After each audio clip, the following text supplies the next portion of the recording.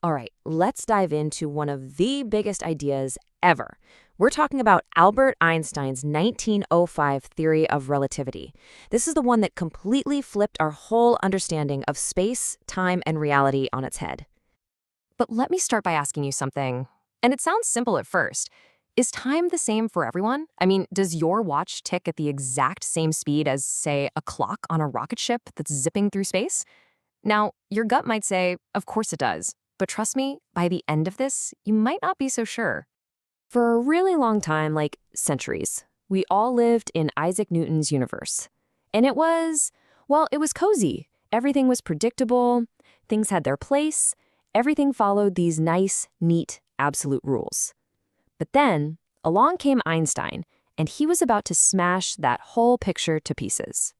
See, in Newton's world, the rules were super straightforward. Space was like this rigid, unchanging stage. In time was this one giant clock for the entire universe, ticking away at the same pace for you, for me, for everyone, no matter what. But Einstein, he had a completely different take. He said, no, space and time aren't separate things at all. He realized they were actually woven together, like threads in a single stretchy fabric that he called space-time. And here's the kicker, the really crucial part. Einstein figured out that when you move through space, you actually change how you move through time. Think about it like this. You've got a total budget for moving through space-time. The faster you spend your budget on moving through space, the less you have left over for moving through time. It's this incredible cosmic trade-off. So, you're probably wondering, how on earth did he come up with all this? Well, what's so beautiful about his special theory of relativity is that this entire mind-bending idea, it's all built on just two surprisingly simple ideas, two postulates. You can think of them as the two unbreakable rules of the game for the entire universe. Okay, rule number one is all about consistency. Basically, it says that the laws of physics, gravity, electromagnetism, all that stuff, they are the same for everybody as long as you're moving at a steady speed. It doesn't matter if you're just standing here on Earth or zipping along in a spaceship. If your speed isn't changing, the rule book of the universe is exactly the same for you. And then there's rule number two. And folks, this is where things get really weird. It says that the speed of light is always the same for everyone, no exceptions. Think about that. If you're in a rocket flying towards a beam of light, and I'm on a rocket flying away from it, we will both measure that light moving at the exact same speed. It makes zero sense to our brains, but it is a fundamental, proven fact about how our universe works. And that speed, we call it c, is just mind-boggling. We're talking almost 300,000 kilometers every single second.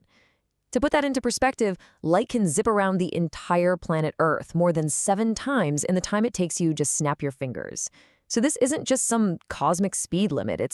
It's like the bedrock that all of reality is built on. Okay, so this is the moment where it all clicks together and gets truly bizarre. If that one thing, the speed of light, has to be constant for absolutely everyone, then something else has got to give, right? Something else has to be flexible to make the math work out. And what are those flexible things? Well, it's reality itself. The things that have to stretch and bend are time, space, and even mass. So physicists actually have a number for this distortion. It's called the Lorentz factor, or just gamma for short. Now, when you're just driving your car, this number is so tiny it doesn't matter. But as you get closer and closer to the speed of light, this gamma factor just skyrockets. Look at this. At 90% of light speed, time for you is already ticking at less than half its normal pace. It's incredible. And that gamma factor leads to 3 totally wild consequences if you're traveling that fast. Number 1, your time slows way down. We call that time dilation. Number 2, you literally get squished in the direction you're moving. That's length contraction. And number 3, you get heavier. Your mass actually increases, which makes it even harder to speed up. And all of this culminates in probably the most famous equation on the planet. E equals mc squared. This little formula is the heart of relativity. It tells us that energy and mass, they're really just 2 different forms of the same thing.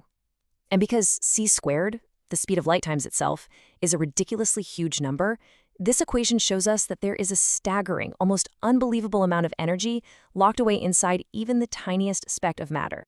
Okay, I know, this all sounds like crazy, abstract, mind-bending theory. But here's the thing. These effects are absolutely real, and they lead to some pretty incredible possibilities, including something straight out of science fiction, traveling into the future. The classic way to explain this is the twin paradox. Picture this. You have two identical twins. One stays home on Earth, the other hops on a spaceship and takes a long trip, traveling close to the speed of light. Now, because of time dilation, time for the traveling twin has been ticking by much, much slower. So when they finally come back home, they are literally younger than the twin who stayed behind. The astronaut twin has effectively leaped into the future of Earth. And listen, this isn't just a cool thought experiment. We know for a fact this happens. Scientists have proven it over and over again with tiny particles called muons. Normally, muons don't last very long at all. They decay super fast. But when you get them moving at nearly the speed of light in a particle accelerator, they live way, way longer, exactly as Einstein's math said they would. Time dilation isn't science fiction. It's a proven fact of our universe. So let's put this into practice. Imagine we take a trip to the nearest star, Alpha Centauri. For everyone back on Earth, the journey would take about 5.9 years. But for you on that spaceship, thanks to time dilation, only 3.6 years have gone by.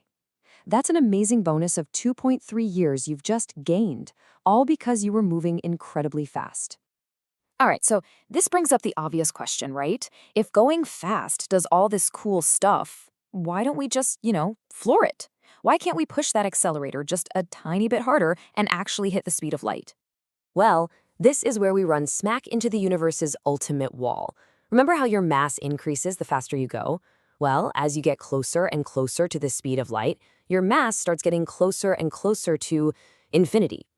And how much energy does it take to push something with infinite mass? You guessed it, infinite energy. And that's just not possible. That's the reason why only things with no mass at all, like the photons that make up light, can ever travel at light speed.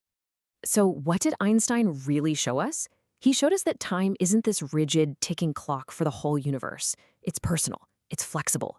He showed us that traveling into the future isn't just possible, it's literally built into the laws of physics.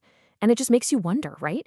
If we figured all this out over 100 years ago, what other incredible, mind-blowing secrets about time and space are still out there, just waiting for us to discover?